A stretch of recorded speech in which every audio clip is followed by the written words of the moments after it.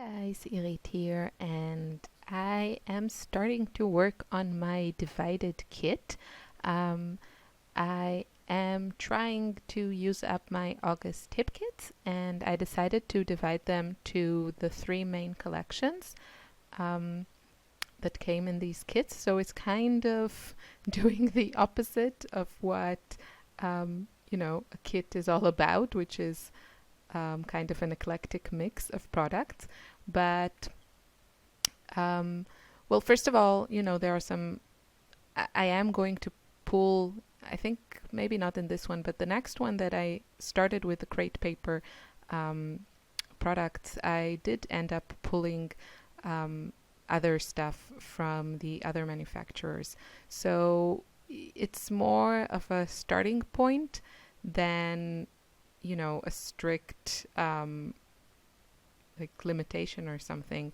It just makes things faster because I have less choices. And then if I feel I need something, I go to the rest of the kit. Now, this doesn't work with every kit because the kits are always a mix of manufacturers, but there are, I think, for example, in September, I think almost all the papers or most of the papers are from one collection, the new Maggie Holmes one. So it's a good one. But I wouldn't be able to do this with that kit, so I'll have to think of something different. But in this case, I divided it to the three main collections that we got in the kit, and the other products that weren't a part of those three, I just divided them in the way that I thought would work. So yeah, check that video on my channel if you want to see how that went. And I decided to start with this beautiful 12 by 12 paper from Crate Paper. I had two sheets and I almost used up the first sheet. I also cut it up. So I decided to kind of play with it, make some sort of collage, I guess. I've been playing a lot lately with this concept of I don't know, kind of building these blocks with lots of pattern papers and embellishments. I did such a layout as something similar, a little bit more complex, I guess, for my class with Jen, Make an Impact with Jen Scow. And it was a lot of fun. So I kind of been playing with this. And so what I can do is I can take this rather busy pattern paper and kind of limit it to a smaller um, space on my layout. So I have this large block and of this lovely kind of tone-on-tone gray triangle paper, and that's going to be the base of my construction here. So I'm just gluing things down and trying to be mindful of edges, where papers meet, trying to get it to be the most aesthetically pleasing. It takes a little bit of experimenting, but eventually I get it the way I like it. And I'm also trying to kind of space out the colors. If I have that pops of yellow, I try to spread them out so they're not next to each other. And that hot pink, again, there aren't two of these blocks in the same color touching each other. The lighter colors are less of an issue, but the bright ones, I'm trying to spread them around. And once I'm done with my base, I'm kind of adding on top of it some more pattern paper. And what brings this whole thing together, in my opinion, is, frizzy hair. Sorry about that. I have yet to find the scrapbook that looks great, from that bird's eye view at the top of our heads. No offense to my fellow scrappers, but somehow it's always a bad angle. So you can see I'm kind of done with piecing my pattern paper, and I'm going to use white cardstock for my background because that's just it just looks the best. And then I thought I had this scrap from the same paper that I used as the base for this, so that gray paper. And I punched out some circles, and I'm going to kind of place them in 3 different spaces on my collage piece, I guess I'm going to call it like that. And what this does is 2 things. First of all, it gives us a more cohesive look because I'm repeating the same pattern paper that is the base for everything. I'm repeating it again on top, so it kind of brings it together, this repetition of pattern. And also it breaks all the blockiness of this. So you have the circles there, and they're going to be also the kind of what's the word? The anchor for my embellishments. I'm going to spread a lot of embellishments around. That's another fun thing about this design, that you can really play with embellishing, but those circles are going to be the anchor spots. So sorry about that. Should have edited that out. I'm just trying to get the angle of the camera to be good.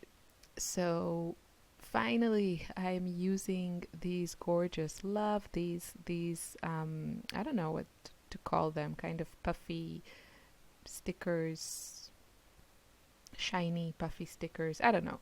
They are fantastic. They are from Crate Paper Cute Girl, and I think they're my favorite piece in this collection. Ooh, and a little tip, if you have some old stash from Crate Paper, they had a few years ago a collection called Oh Darling. Thanks, Suze, for reminding me the name of that collection. Oh Darling. And I think it has pretty much exactly the same colors as this collection. So if you don't want to buy a lot of it, or you just have a few pieces from the new collection, go to your stash and take out those bits and pieces, because they will coordinate beautifully. If I have anything left after I use up as much as I can from the kit, I will pull some of my old Oh Darling pieces and use it. So these stickers are just, I love them. And I was so looking forward, I was so happy to see that they were in the kits. So I'm just going to use a bunch of them. I'm going to use some houses and butterflies and that cute banner. I like it at the top that says cute. It's really cute. That floral is not gonna go there. I decided to stay with stickers that were that were outlined in black. So you see a lot of the images are outlined in black, and I thought that would be kind of another repetition. And my photo is matted on one of the other Crate papers from the kit, this lovely black and white pattern. I think it really helps the photo pop when it's on top of all that color. And you can see that I ran that collage piece through my sewing machine, and that really brings the whole thing together. It just makes it look so much more finished and intentional, and it makes all the difference in my opinion. So you can see a bit in the close-ups. I just went around and then again around a few of the extra pattern papers, and I also did a zigzag stitch through the circles that I added. So some final touches, I guess, just adding some stars, trying to spread the colors in an even way. And now I'm thinking what else I can add. I thought about these wooden pieces, but I decided not to. What I do end up using are a few of these. You see how I play with it, and then suddenly I find the place where it fits. Yeah, right there somehow it looks the best.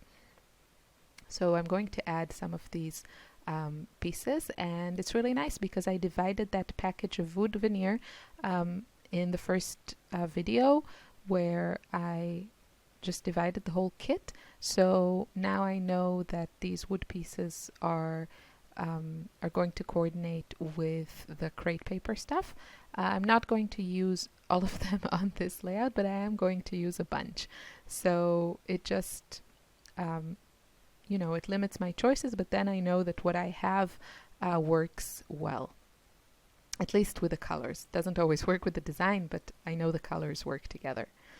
So just trying all kinds of things. I wasn't sure. I end up removing that cloud stamp sticker, even though it's really cute. This is kind of where I don't know what to do.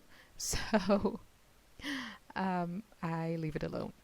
And now I'm just going to stick those wood veneer pieces. For the big ones, I'm going to use my ATG. And then for the circle ones, because they're thinner, I'm just going to use some glue.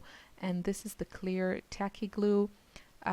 It works really well. The nozzle is not as small like, the fine liners or the, the mono multi glue.